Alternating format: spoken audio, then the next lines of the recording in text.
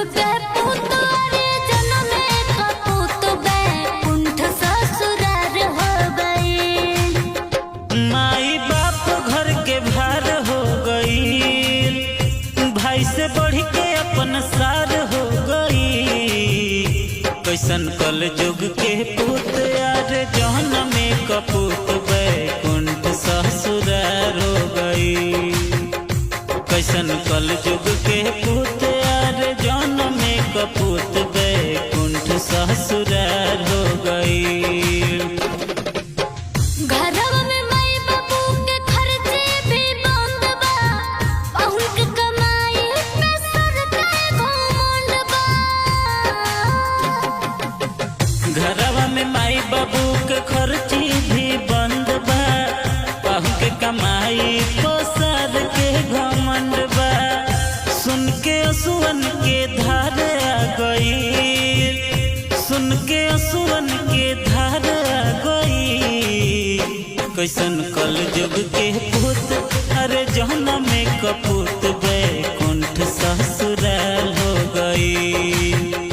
कैसन कल जुग के पूत अरे जन्मे का पूत बैकुंठ ससुरार हो गई। अपन बहिन भइल गर्दन के फांसी, देखो ससुरारी में साली भइल कासी।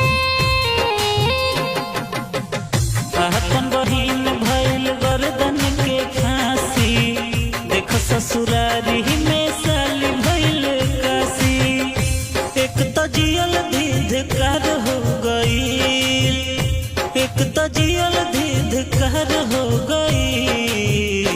कैसन कल जुग के पूत हर जन्मे का पूत बैकुंठ ससुराल हो गई। कैसन कल जुग के पूत अरे जन्मे का पूत बैकुंठ ससुरार हो गई। माई बाप घर के भार हो गई, भाई से बढ़ के अपन सार हो गई। माई बाप घर के भार हो गई, भाई से बढ़ के अपन सार हो गई। कैसन कल जुग के पूत अरे जन्मे का पूत बैकुंठ ससुरार हो गई।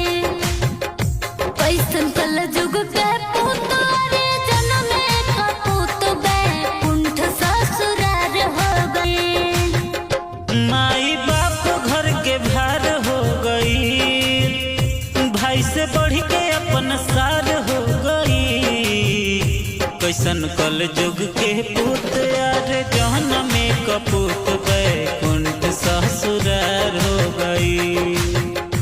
कैसन कल जुग के पूत यार जन्मे का पूत बैकुंठ ससुरार हो गई। कैसन कल जुग के पूत अरे जन्मे का पूत बैकुंठ ससुरार हो गई। कैसन कल जुग के पूत अरे जन्मे का पूत बैकुंठ ससुराल हो गई। कैसन कल जुग के पूत अरे जन्मे का पूत बैकुंठ ससुरार हो गई।